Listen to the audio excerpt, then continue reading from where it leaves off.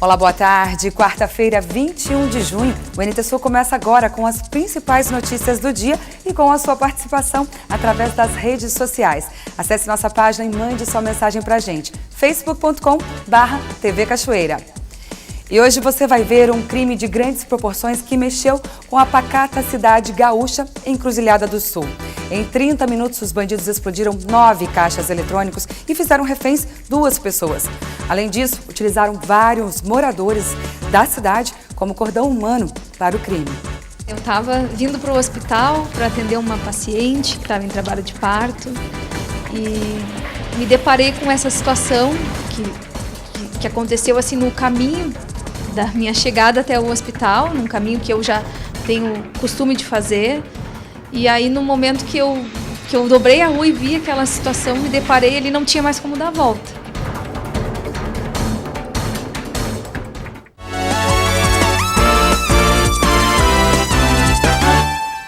Agora 12:02 pelo horário de Brasília, e a campanha da febre aftosa encerrou no dia 16 e 92% do rebanho cachoeirense de bovinos e bubalinos recebeu a vacina. O município ficou abaixo do que exige o Ministério da Agricultura. Segundo o fiscal estadual agropecuário da Inspetoria Veterinária de Cachoeira do Sul, Marivaldo Leão, o último dado aponta que 92% dos 150 mil animais foram vacinados e tiveram as notas fiscais entregues no setor. Marivaldo acredita que muitos criadores fizeram a imunização do rebanho, mas ainda não fizeram a comprovação na inspetoria. E por isso o município não atingiu o mínimo exigido pelo Ministério da Agricultura de vacinar 95%. O prazo para imunizar os bovinos e bubalinos encerrou dia 16 de junho. O fiscal estadual lembra ainda que nesta campanha a data foi prorrogada a pedido do secretário da Agricultura, Pecuária e Abastecimento, Hernani Polo, e que nem assim os criadores aproveitaram. A não vacinação ou não comprovação da aftosa implica uma multa de 60 UPF por propriedade, cerca de R$ 1.096, mais uma UPF por animal que deixou de receber a dose, R$ 18,22 por animal. Multas que, segundo o fiscal, começam a ser aplicadas a partir de segunda-feira.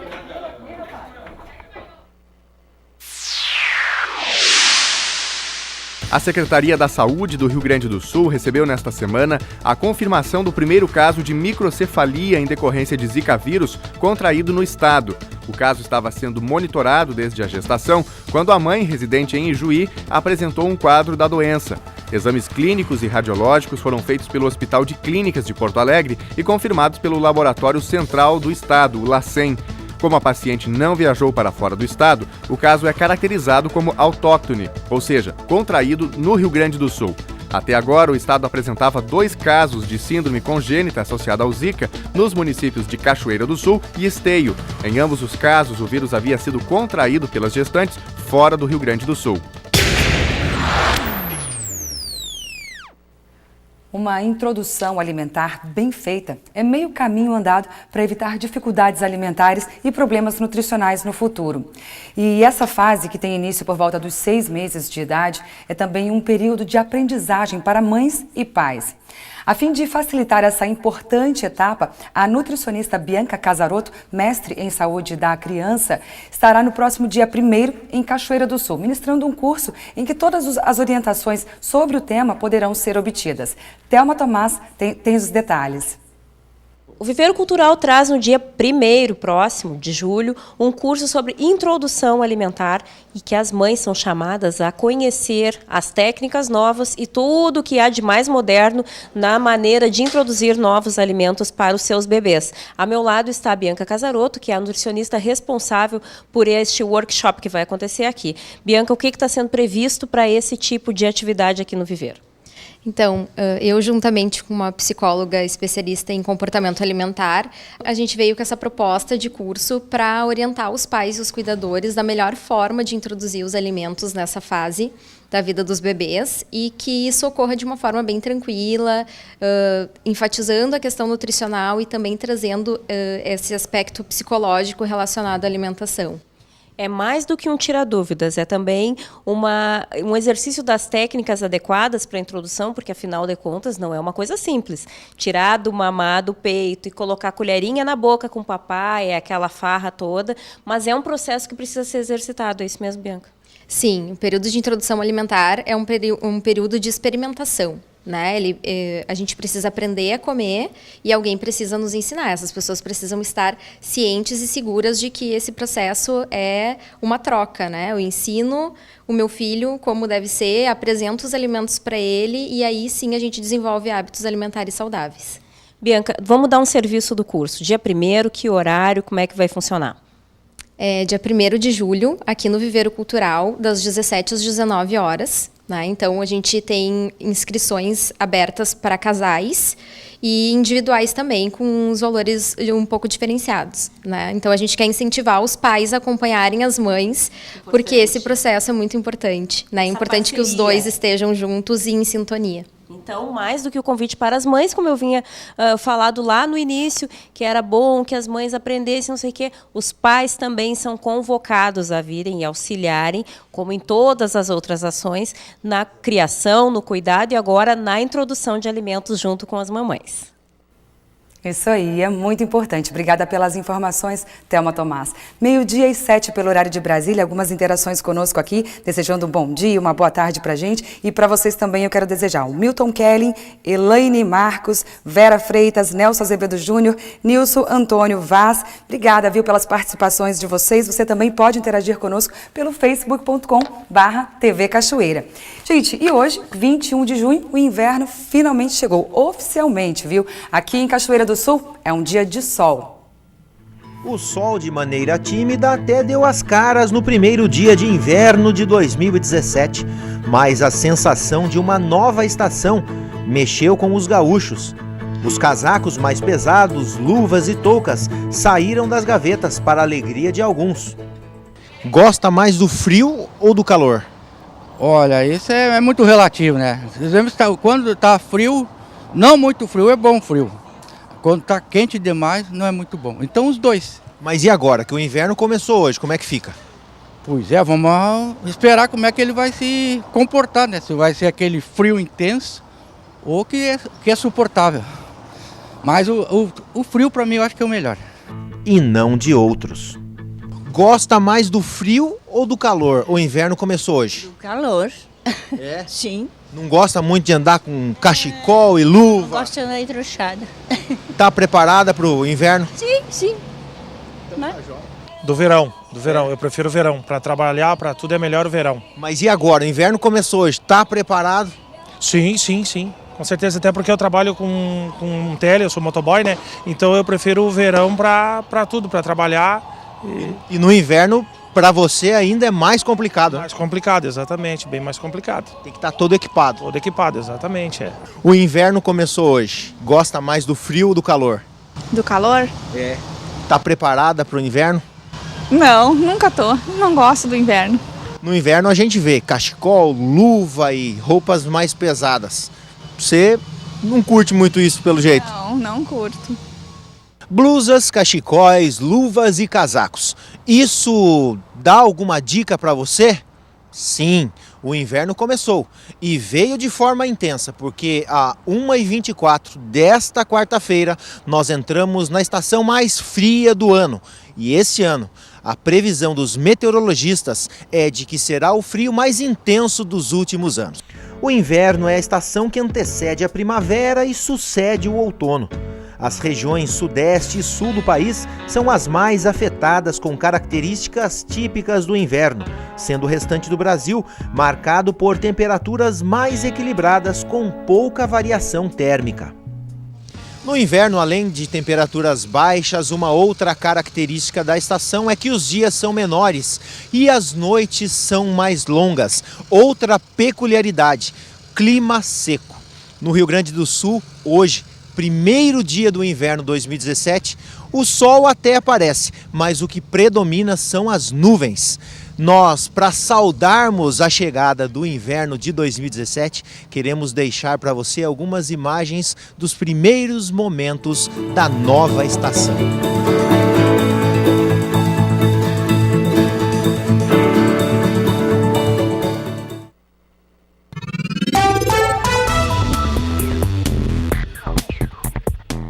Cachoeira do Sul, o primeiro dia de inverno começou com geada e frio pela manhã, mas à tarde será de sol e muitas nuvens.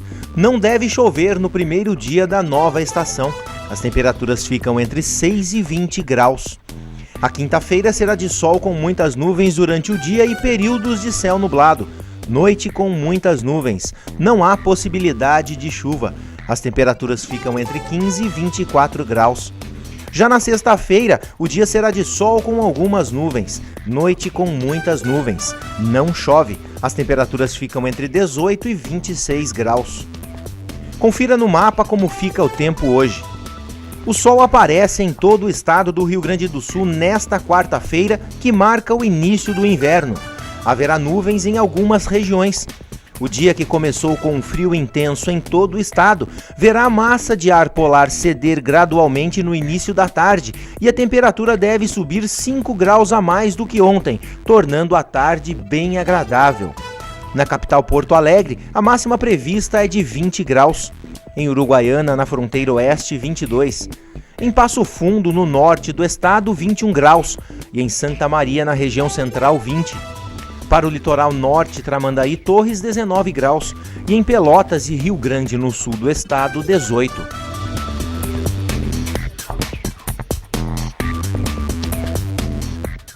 Um antigo problema do bairro Ponte Verde começou a ser resolvido ontem.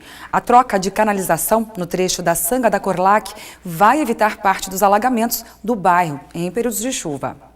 Todo o problema aqui começa nesta sanga, conhecido como Sanga da Corlac. Aqui na rua Leopoldo Souza, neste trecho aqui, todo ano, quando tem enxurrada, essa região aqui alaga. Esses canos são muito pequenos, não dão vazão para tanta água, que sempre vem acompanhada de muito lixo. Essa obra, então, é a solução para os moradores deste trecho aqui, que tem sempre as casas, os terrenos alagados em época de enxurrada e que esperam há 4 anos por esta obra de substituição desses canos por canos de bitola maior. No primeiro dia, o trabalho não evoluiu muito em função do trabalho que a RGE está realizando aqui na rua Leopoldo Souza, de troca de transformadores, colocou caminhões aqui na rua, então isso atrapalhou bastante. Mas os canos já estão colocados aqui na via há cerca de uns 2 meses, a Secretaria de Obras já antecipou e durante o dia de hoje a retroescavadeira hidráulica de esteira foi transportada para cá, o canteiro de obras já está praticamente pronto para o trabalho seguir. Segundo o secretário de Obras, Kleber Cardoso, a expectativa é de que em 10 dias a substituição dos canos desta canalização por canos de 1,5 metro de diâmetro aconteça. O Hilton é morador aqui, uma das pessoas mais prejudicadas pelas enxurradas todos os anos, né, Hilton? Essa obra é importante para vocês? Essa obra tinha que sair mesmo, porque vai resolver o problema de muita gente. Não são só vocês os atingidos? Não é só nós, porque a água chega aqui, ela para e só tem que encher as casas mesmo, né? Não tem outro lugar para ela sair. Já perderam muitas coisas? Aqui não foi muito, mas o pessoal de cima aí já perdeu bastante coisa. É uma obra de interesse coletivo? Sim, para todos, não é praticamente só para um. Está comigo aqui o suplente de vereador Pedro Jarrão, mas ele também é morador aqui do bairro Ponte Verde e, segundo ele, este problema de alagamento aqui neste local tem mais de 30 anos, Jarrão, é isso? Eu moro aqui há 38 anos e sempre teve esse problema. Aqui, quando eu fui secretário, eu já botei 20 tubos de 1,5 metro e agora em janeiro eu pedi mais 20 para o Cleber para continuar para cima, para resolver o problema das pessoas que moram aqui para cima. Essa obra, então, é uma vitória pessoal para ti? Para mim que moro aqui há 38 anos, já vi várias enchentes aqui e foi uma conquista que eu tive junto ao Kleber, que é uma pessoa muito sensível. Para a comunidade aqui o pessoal reclamava muito, perdeu muita coisa em função das enxurradas, das enchentes? Dá muito problema aí, o problema é que bota muito lixo ali para cima, né? Mas eu espero que resolva o problema. Um incêndio de grandes proporções atingiu um conjunto de lojas no bairro Azenha, em Porto Alegre, por volta das 5h20 da manhã de hoje. O Corpo de Bombeiros, a Brigada Militar e a Empresa Pública de Transportes e Circulação se deslocaram para o local e por volta das 6h30 da manhã as chamas foram controladas. Ninguém ficou ferido. De acordo com a Defesa Civil, nenhuma das lojas atingidas pelo incêndio na Avenida Azenha tinha plano de prevenção de incêndio. Mais tarde vai ser realizada a perícia no local na tentativa de identificar as causas do fogo. 4 estabelecimentos foram destruídos pelas chamas. 12h16 pelo horário de Brasília, e depois do intervalo aqui no NT Sul, passageiros com direito à gratuidade serão monitorados virtualmente através de biometria facial em Cachoeira do Sul.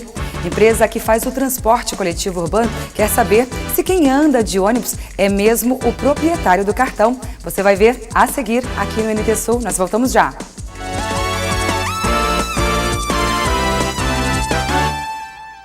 O NT Sul já está de volta, 12h19 agora. Várias participações aqui no Face e você também pode participar. facebook.com/TV Cachoeira. Daqui a pouquinho eu vou mandar um alô aí para o pessoal que está interagindo com a gente. A Prefeitura de Cachoeira do Sul promete repor o motorista que estava em falta na APAI desde o mês de março. A audiência do presidente da instituição, Cláudio Petrucci, agendada para ontem na Secretaria de Educação, foi cancelada. Petrucci foi comunicado que o problema já estava resolvido. Lena Caetano. Eu começo esse link esclarecendo inicialmente que as necessidades da APAI exigem 2 motoristas que atuavam lá até o mês de março. Desde então, a instituição trabalha no transporte dos alunos, das pessoas que precisam dos serviços da APAI, de maneira improvisada, em forma de superação. Há cerca de uma semana, então, não deu mais para aguentar, e daí o presidente Cláudio Petrucci, junto com a sua diretoria, resolveu tomar uma iniciativa. Protocolaram na segunda-feira este ofício no gabinete do prefeito, pedindo solução para o problema, para que a prefeitura realmente reponha esse motorista que está em falta. É isso, presidente? O que aconteceu desde então? Pois justamente isso. Nós tínhamos 2 motoristas e o quadro de cedência da prefeitura, que foi renovado no final do ano passado, e um dos motoristas retornou para a sua secretaria de origem. Nós ficamos desfalcados e o grande número de pessoas que nós atendemos durante o expediente, não é no início e no fim do expediente, é durante, as pessoas que são atendidas na APAI ficaram sem a cobertura natural que eles tinham. E o que aconteceu? O excesso de trabalho para um só começou a ocasionar a falta para outros.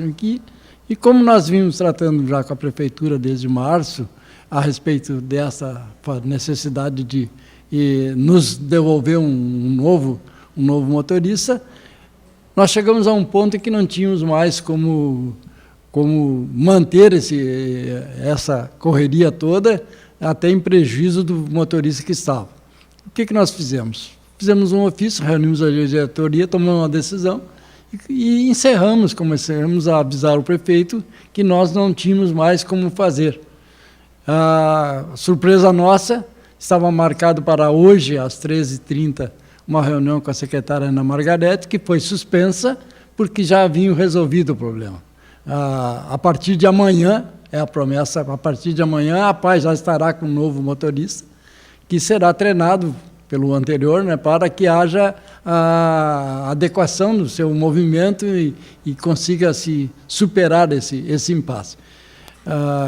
Realmente a gente passou momentos cruciantes em relação à destinação dessas pessoas, porque elas dependem da APAI. Quantas pessoas ficaram sem atendimento da APAI durante essa semana em que vocês resolveram dar um basta para resolver definitivamente essa situação? Em torno de 40 a 50 pessoas. Porque depende do dia. De dia tem mais 10, tem 15. E como nós temos assim a dificuldade da APAI, não se resume só nisso. Nós temos hoje matriculados 180 deficientes. Não temos mais matriculados porque nós não temos condições de colocá-los lá e dar a instrução e dar o atendimento.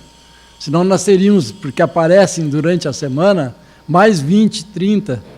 O que acabam fazendo? Fazendo a refeição, porque às vezes em casa não tem, e assiste alguma aula ali nas oficinas. Se nós tivéssemos condições, nós teríamos bem mais deficientes para atender. E isso aí causa um prejuízo àqueles que estão efetivamente sendo atendidos. Se para o transporte, eles param de ter o atendimento. E se eles param de ter atendimento, retrocede o problema deles. E isso, prejuízo, é só para ele e para a família dele também. Então, a gente teve que tomar uma medida não tão drástica, porque comunicar é a obrigação nossa de comunicar ao poder público o que está acontecendo com a entidade, porque ela é uma entidade pública. Esperamos com isso resolver o problema, porque os pais estavam angustiados. Toda essa sequência de trabalho foi comunicado para o pessoal que trabalha na PAI, para os pais, para os voluntários, para que eles tenham conhecimento que o trabalho da diretoria é dioturno. Nós temos que estar atentos para que isso aconteça, e isso nós fizemos. Então, os pais tinham conhecimento que seus filhos iriam ficar por casa, que não teria como buscá-los. Presidente, essa situação está resolvida, mas tem muitas outras que ainda estão em aberto, né? E a gente sabe, conversando com o senhor e quem acompanha as atividades de serviço da PAI, a atuação de vocês, que dinheiro é algo que sempre é necessário e é algo que sempre está faltando, cada vez mais, né? Nós temos aqui, ó, eu recebi hoje esse levantamento aqui, um déficit mensal de R$ 7.480,68. O que é isso? Todos os meses falta para completar, para pagar as despesas da PAI. A receita é bem menor do que a despesa que a gente tem. Como é que faz daí? O que a gente faz? Chá, como aconteceu há poucos dias, eu quero aproveitar aqui para agradecer o pessoal da UAS, a nossos voluntários, a comunidade de Cachoeira, porque esse chá nos deu uma receita líquida de R$ 13.500. Isso vai dar para quê? Cobrir aproximadamente 2 meses de déficit. Quer dizer, nós estamos em dia com nossas contas, porque passamos fazendo chá, vendendo rifa, como estamos vendendo agora do carro da Mercedes, que o Paulo Samartim fez a doação para o Rotary, e é isso que a gente faz. No dia 9 de julho nós vamos ter o almoço na São José, que a própria igreja nos ajuda a fazer, e em benefício da PAI, e comemorar os 49 anos de existência da PAI. Quer dizer, esta é a vida dos apaianos. Passar lutando, correndo atrás de dinheiro para pagar, para manter, para poder atender e dar um bom atendimento. Quer dizer, se existe a complementação do poder público ajudando com a cedência de funcionário, com a cedência de veículo, como está acontecendo, a gente tem mais tranquilidade, inclusive, para correr atrás do dinheiro. Sim, com certeza. 12h26, e os pais de alunos da Escola Municipal Emília Vieira da Cunha, da localidade de Porteira 7, interior aqui de Cachoeira do Sul, estão apreensivos. Em função da falta de transporte escolar, os alunos estão há 4 semanas sem frequentar as aulas. O problema teve início com a interdição da ponte que dá acesso ao educandário, em decorrência das fortes chuvas que resultaram com o decreto de situação de emergência na cidade. As denúncias chegaram à nossa equipe de reportagem, que foi até a sede da Secretaria de Educação para buscar um esclarecimento. Para dar mais informações com relação a esta situação, vou conversar com a secretária de Educação aqui de Cachoeira do Sul, Ana Margarete Vivian. Secretária, esse problema, na verdade, implica em uma questão jurídica também para que seja resolvido, já que a licitação que foi feita para atender a Escola Emília Vieira da Cunha, ali em Porteira 7, ela não comporta um acréscimo devido ao desvio que tem que ser feito. O que a Secretaria tem feito para resolver essa questão? Tão logo que a enchente baixou, né, a estrada do Chimarrão foi liberada, nós sentamos juntamente com o financeiro e também com o responsável pelo setor de transporte, conversamos com o transportador da possibilidade de nós ampliarmos, então, o aditivo, né, para que fosse feito o desvio, pela estrada do Chimarrão, toda a volta para chegar na escola. Nos deparamos que ultrapassaria os 25%. Como é uma emergência, né, o que conversamos com o pessoal do contrato, então foi liberado emergencialmente então essa ampliação que ultrapassaria os 25%, com o parecer jurídico, então emergencialmente foi liberado então esse recurso até que a ponte seja então consertada. Já quantos alunos hoje tem a escola ali, se já existe uma previsão para que o transporte seja feito novamente para que os alunos voltem às aulas? Nós estamos com 64 alunos. Na verdade, nós vamos ter problemas com 2 problemas de transporte, que seriam o transporte dos professores e o transportar 8 alunos no turno da manhã e 16 alunos no turno da tarde. O transporte dos professores seria com um transportador, e vamos utilizar outro transportador para fazer o transporte dos alunos, porque não comportaria somente um transportador, porque O que acontece? Os professores já vão chegar muito tarde na escola, eles já vão sair cedo de Cachoeira, vão ter que mudar toda a questão do horário, porque a volta é muito grande. Eles não vão conseguir dar as 4 horas aulas, né? Eles vão ter que conseguir trabalhar 3 horas aulas, porque muitos professores trabalham no turno da tarde em outra escola em Cachoeira. A mesma coisa no turno da tarde. Então, os professores também não vão conseguir trabalhar as 4 horas relógio, no caso, com seus alunos, e com isso vai ampliar também, além dos 200 dias letivo, para completar a carga horária dos seus alunos. Mas já conversamos com a diretora da escola, ontem a diretora também fez reunião com os professores, já para montar o calendário alternativo, para apresentar para os pais. Então, assim, eu acredito que tudo vai ser feito da melhor forma possível, os alunos não vão ser prejudicados, porque a escola tem uma boa equipe de professores, bem comprometidos com a educação, e enquanto nós, Secretaria de Educação, nós estamos junto com a escola, e com certeza nós vamos fazer de tudo para que melhor forma a gente consiga resolver essas questões. Já existe uma previsão para que os alunos voltem à aula? Amanhã começa a aula, então, normal, com todos os alunos. Acreditamos, os demais alunos não serão prejudicados, questão de transporte, as estradas estão liberadas, e nós estamos, assim, acreditando que tudo ocorra da melhor forma possível. Confira agora no NT Sul as vagas que a agência FG Tassini disponibiliza. Técnico em enfermagem, 2 vagas. 1 vaga para vendedor.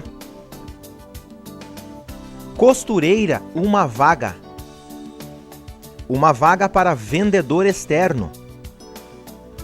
Técnico de segurança no trabalho, 1 vaga. 1 vaga para torneiro CNC. Babá, 1 vaga.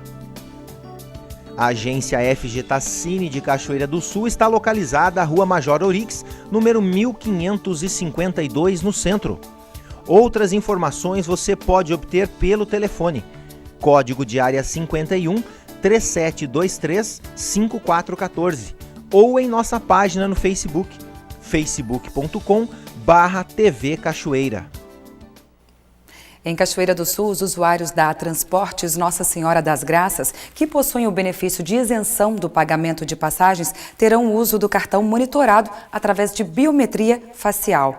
A novidade entra em funcionamento em 1º de julho. Entenda o que é e como funciona na reportagem de Lena Caetano e Hermes Michels. Os ônibus urbanos de Cachoeira do Sul registram diariamente 12 mil passagens. Segundo a concessionária do serviço, a Transportes Nossa Senhora das Graças, 30% dessas passagens são utilizadas por pessoas com direito à gratuidade, como idosos a partir de 65 anos de idade e deficientes.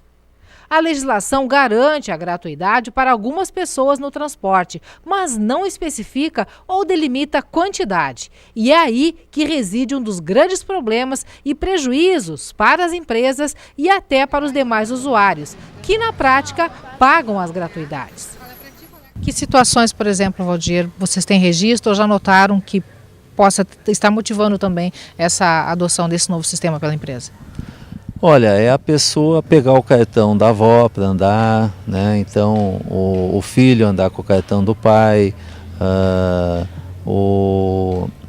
os parentes andarem com o cartão da pessoa de casa, né? Um deficiente físico pegar o cartão do próprio deficiente físico, enfim. Nós temos muito cartões, se nós hoje eu tenho certeza, se nós hoje fizermos um pente fino de fiscalização nos cartões que as pessoas utilizam de gratuidade, de 30%, de 20% a 30% não é o seu proprietário que está utilizando ele. Temos famílias que lamentavelmente colocam suas pessoas mais idosas a rodar no carro às 8h30, às 7h30 da manhã, na hora que vão para o serviço, e buscam ao meio-dia de volta. Então ele fica rodando. Para ele é uma festa, porque ele vai conversando com todo mundo, tem a companhia do motorista, né? Mas ele está tirando o lugar de um outro cidadão, de outra pessoa idosa, de outra pessoa que teria o direito de sentar, que aí acaba não tendo lugar para sentar, né? Nós temos uma média de mais de 20 passageiros dia, rodam mais de 20 vezes por dia, né? Gratuitos. Eu tenho certeza que se tivesse que pagar, não ia rodar isso, né? Quem anda de ônibus já sabe, subiu no ônibus, para passar na catraca, passa o cartãozinho aqui, só que quem passar o cartão que tiver direito à gratuidade, esta maquininha vai acusar e vai acionar esta câmera. Para passar na roleta, rapidamente, esta câmera aqui vai clicar 5 vezes, tirar 5 fotos da pessoa e essas fotos vão ficar armazenadas. No final do dia, essas fotos vão passar por um sistema. A partir de então, o verdadeiro usuário do cartão vai ser identificado. A cada final de expediente, os ônibus vêm aqui para a garagem da empresa. Todos os ônibus são dotados de um modem. Este modem, então, tem a missão de transportar os dados para uma antena e essa antena para o centro de processamento de dados, onde aí começa o trabalho do computador. Valdir e o responsável pela implantação do monitoramento ou biometria facial, Frank San Martin, explicam que o sistema ainda está em fase de instalação nos 32 ônibus circulantes da frota e também nos computadores, mas que em 1º de julho já estará funcionando. As fotos capturadas pelas câmeras dos ônibus serão descarregadas no sistema que, durante a noite, fará a comparação com as 2 fotos de arquivo tiradas pelos usuários no momento da confecção do cartão de isento. O sistema vai processar toda esse dado e amanhã nós teremos acesso aos relatórios. Quanto de eficiência esse sistema tem e o quanto ele vai fornecer de dados exatos para vocês para comparar quem passou ilegalmente na roleta ou não?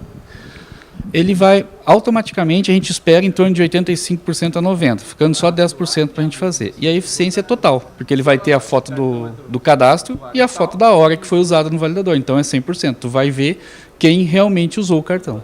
Entre 90% e 95% ele consiga identificar. E vai sobrando só uns 5% para nós olhar, que seria o pessoal que usou um boneco, que usou um óculos, que usou uma manta, que não está conforme foi o cadastro. Essa é a nossa expectativa. O sistema de biometria facial para os beneficiários de gratuidade deve disciplinar e racionalizar o uso do benefício. Isso porque os proprietários dos cartões utilizados indevidamente serão responsabilizados e poderão até mesmo perder o benefício. Então, o cartão será automaticamente bloqueado. E aí ele vai ser chamado até a nossa central, né, o nosso ponto de vendas, que fica na área central, lá no sistema de comunicação, e aí ele vai ter que se explicar lá, vai tomar uma advertência no primeiro momento e depois a gente encaminha para a prefeitura num segundo momento para que ela tome a decisão de bloquear definitivamente o cartão ou não, né?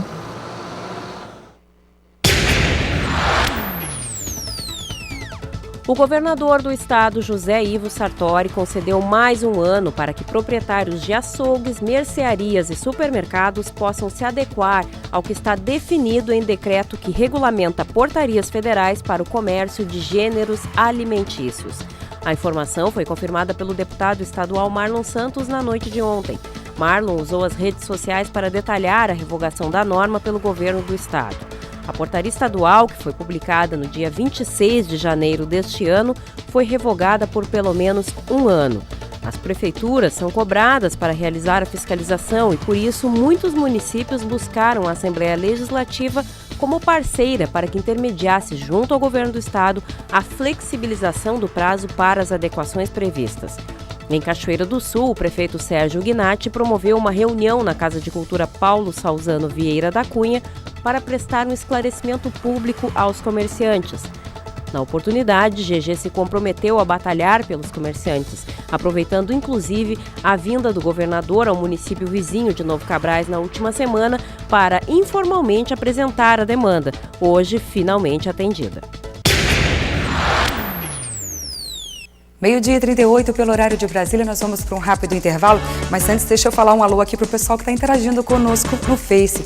A Mara Correia está dando uma boa tarde para a gente, ela diz que Buenos Aires está nublado, ela está lá na capital da Argentina, em Buenos Aires, elogiando a gente aqui, que diz que é um ótimo programa. Obrigada, viu, Mara, pela sua companhia. Adriana Dávila também está dando um bom dia pra gente, Elaine Marcos, Agnaldo Henriques, ele também faz um elogio dizendo que um compromisso com a boa notícia. Ele está lá de Caçapava assistindo ao NT Sul. Márcia Azevedo e Sônia, lá do bairro Augusta, em Cachoeira do Sul. Obrigada, viu, pela companhia. Um abraço para vocês. E o Gilberto Costa, esse aqui é lá de Extrema, em Minas Gerais, está longe, mas está ligadinho na gente. E eu gostaria de mandar um abraço, não somente para o Gilberto, mas também para a Andréia Amaral e para Yara Amaral. Um abraço para vocês, viu? A seguir você vai ver um crime de grandes proporções que mexeu com a cidade gaúcha Encruzilhada do Sul. Em 30 minutos, os bandidos explodiram 9 caixas eletrônicos e fizeram reféns 2 pessoas. Além disso, utilizaram vários moradores como cordão humano para o crime. Realmente nos surpreendeu a ação criminosa daquela madrugada, daquela noite. Uma ação muito bem planejada pelos criminosos, muito audaciosa a ação e principalmente espetaculosa, algo de cinema.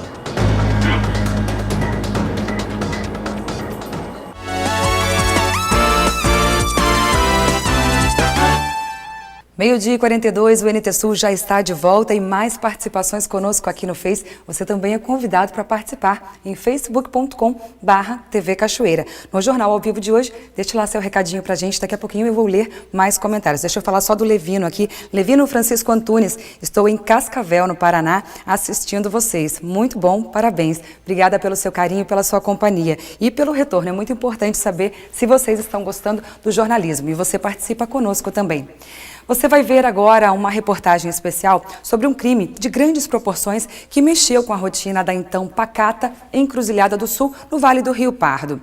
O município de apenas 25 mil habitantes, no interior do estado do Rio Grande do Sul, viveu momentos de terror quando 10 criminosos armados, num plano previamente calculado, utilizou explosivos para atacar 3 bancos. A ação, que durou 30 minutos, trouxe tensão e medo aos moradores. Alguns desses moradores foram utilizados como cordão humano para garantir o sucesso do crime, que teve 2 pessoas como reféns e valores ainda não contabilizados pela polícia. Nossa equipe de reportagem esteve na cidade e você vai ver a partir de agora todos os detalhes desse crime. Tiros, desespero, pessoas sendo abordadas e feitas reféns a sangue frio, armas de poderoso calibre, atiradores preparados para matar ou morrer.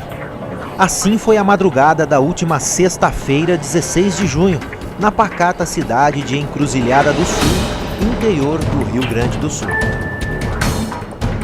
Eu estava vindo para o hospital para atender uma paciente que estava em trabalho de parto e me deparei com essa situação que aconteceu assim no caminho da minha chegada até o hospital, num caminho que eu já tenho costume de fazer. E aí no momento que eu dobrei a rua e vi aquela situação, me deparei, ele não tinha mais como dar a volta. Daí que eu vi que eles me mandaram parar o carro, me mandaram descer, levantar minhas mãos e depois me pegaram e me juntaram junto com os outros que já estavam de reféns, acho que desde dos outros ataques aos outros bancos, e ali eu fiquei. Capitão, o senhor me dizia numa conversa preliminar que a ação poderia ser ainda mais ousada, ou seja, eles tinham na estratégia de estourar também a Caixa Econômica Federal. Na realidade, um dos reféns que esteve conversando conosco comentou que um desses criminosos teria falado em dado momento que o tempo estava esgotado. Olhou o relógio, estourou o tempo. O que nos leva a crer que era por causa do apoio, que nós estávamos em deslocamento, né, de Rio Pardo e Pantano Grande para cá, com um número maior de efetivo. Então, eu acredito que seja com relação a isso, né, até porque o efetivo daqui é um efetivo reduzido, é um efetivo mínimo. Então, uma ação audaciosa e uma ação com bastante participante, né?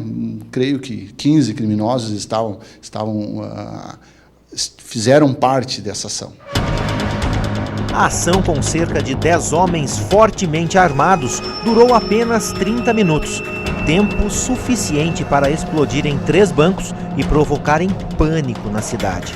Realmente nos surpreendeu a ação criminosa daquela madrugada, daquela noite. Uma ação muito bem planejada pelos criminosos, muito audaciosa a ação e principalmente espetaculosa, algo de cinema. uma ação bem audaciosa, uma ação desses delinquentes, provavelmente são organizações criminosas especializadas em roubar banco, até porque tiveram êxito na questão das detonações dos explosivos, né? Conseguiram se evadir sem que houvesse nenhum preso.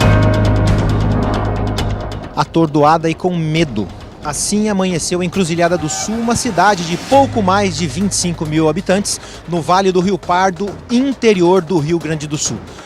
A sequência de 3 explosões a unidades bancárias aqui da cidade fez com que o movimento de policiais deixasse em polvorosa a população da cidade, que não está acostumada com esse tipo de movimentação. Como é que vocês que moram aqui na cidade se sentem?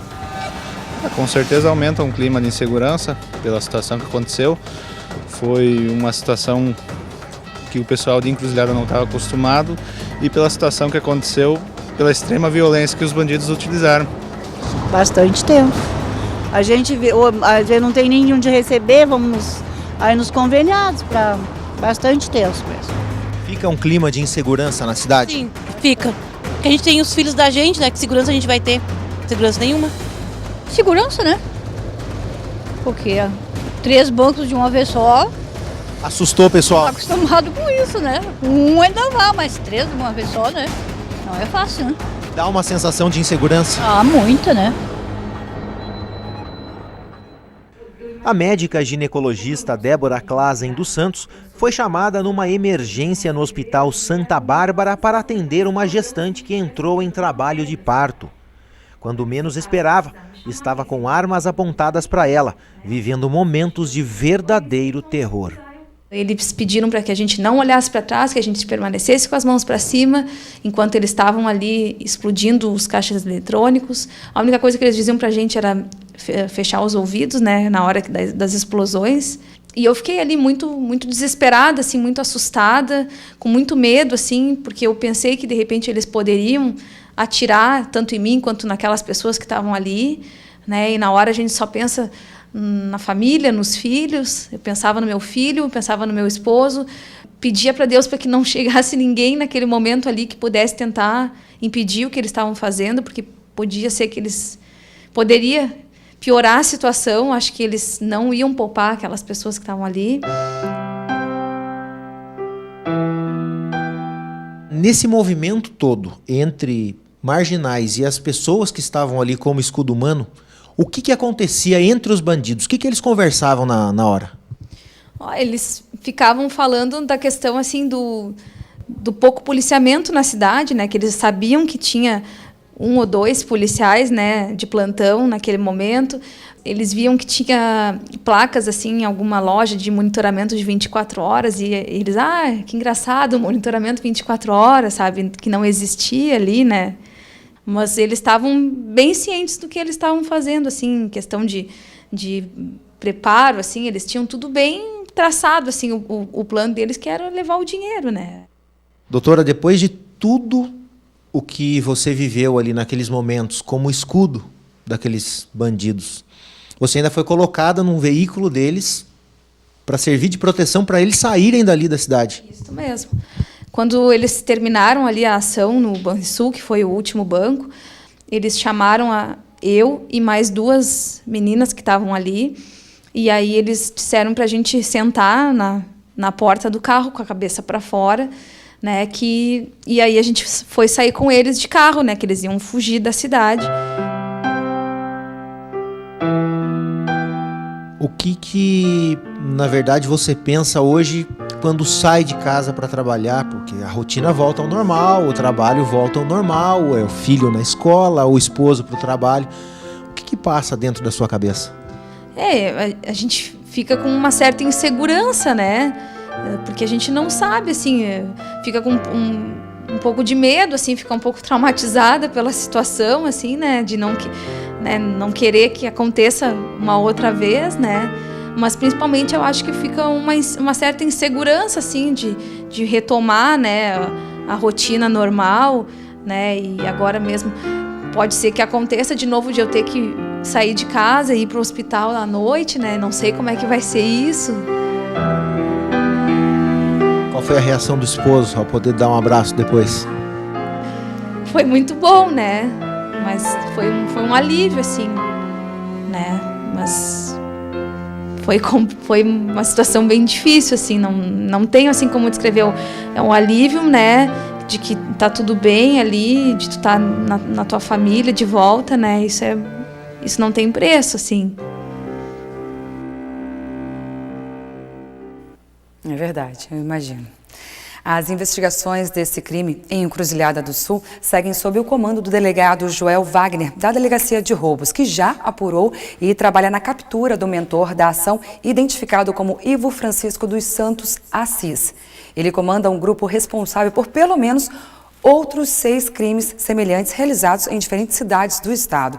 A população pode ajudar pelo Disque Denúncia. A ligação é gratuita e você não precisa se identificar. O telefone é o 0800 510 2828. Eu repito, 0800 510 2828. Vamos a mais um giro de notícias do NT Sul. Projetada para 68 presos, a Penitenciária Estadual do Jacuí de Cachoeira do Sul chegou ontem a 204 presos distribuídos nas 14 celas da penitenciária. O número representa uma superlotação da cadeia, que perfaz um índice 200% superior à sua capacidade, um recorde na história da instituição. A preocupação do administrador do presídio, Tiago Moraes, é com a tensão que este quadro implica dentro da cadeia.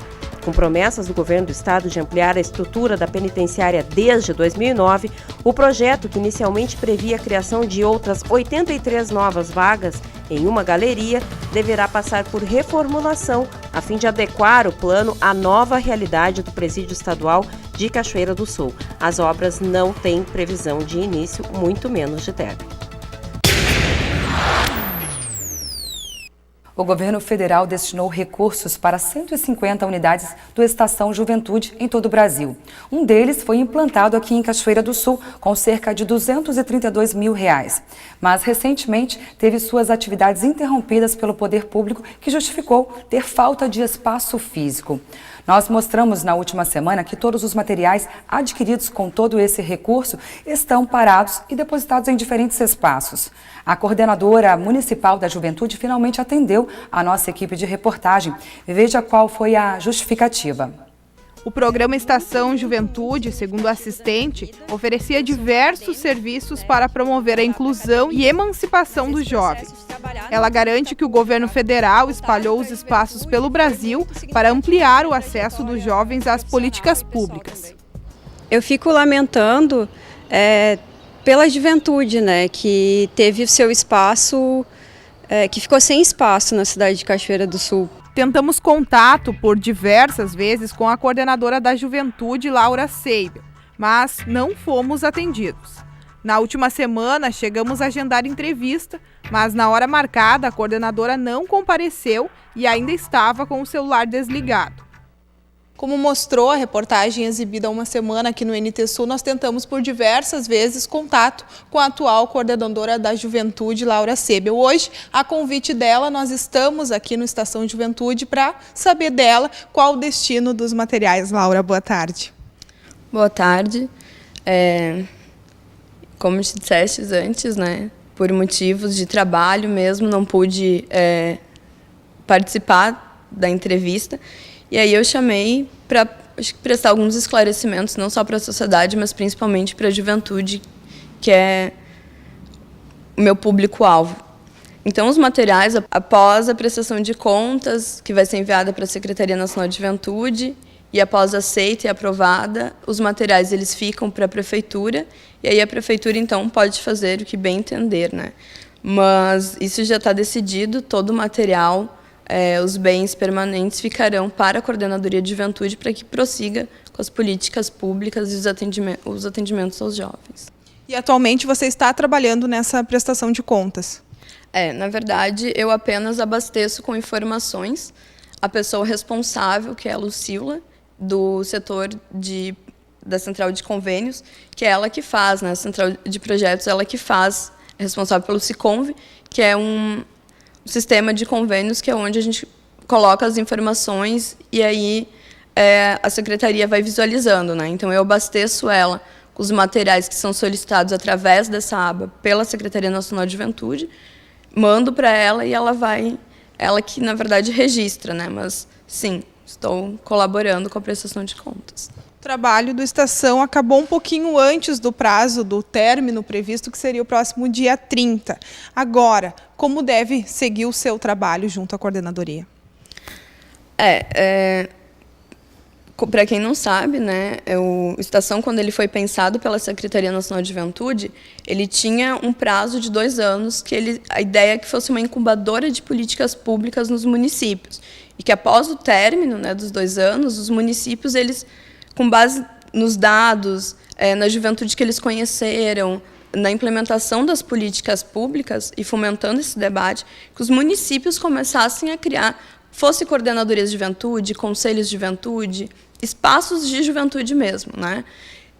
E aí, então, a Secretaria prorrogou por mais 6 meses, que daí, então, termina dia 30 de junho. Terminou um pouco antes, porque a Feira Livre, né, onde fica hoje a última sede do Estação, pertence à Secretaria da Agricultura e que a Agricultura precisaria de um espaço. E, como já estava no final do projeto mesmo, está no contrato que nós poderíamos rescindir a qualquer momento, né, dentro das leis legais previstas no contrato, e foi o que aconteceu. Lá ficaram alguns materiais que, inclusive, a gente retratou também nessa reportagem. Mas vocês têm o controle ou sabem de tudo que ficou lá, Laura? Sim, todo o material que foi adquirido com o valor do convênio, ele foi tombado pelo patrimônio. Então, são listas, existem listagens, né, todos têm numeração, e eu tenho controle de tudo.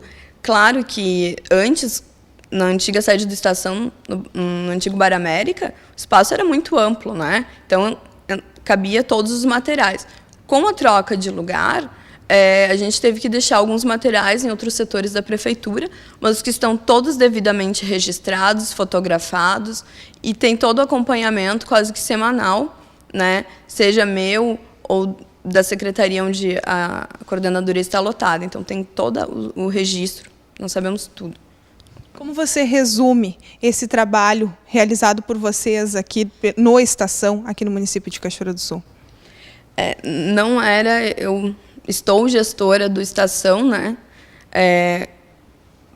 nesses últimos 6 meses, mas, assim, quanto jovem e quanto participante, né, e acompanhando um pouco do trabalho, eu acho que sim, o antigo governo, nesse sentido, ele fez um bom trabalho, eles conseguiram, acho que sim, atingir a meta do Estação, né, e quanto jovem, só posso agradecer, né, a Mariana, a antiga coordenadora, por esse trabalho, por ter conseguido, de fato, atingir os jovens e fazer com que eles entendam não só o que é política pública, mas também a importância, os direitos dos jovens, né?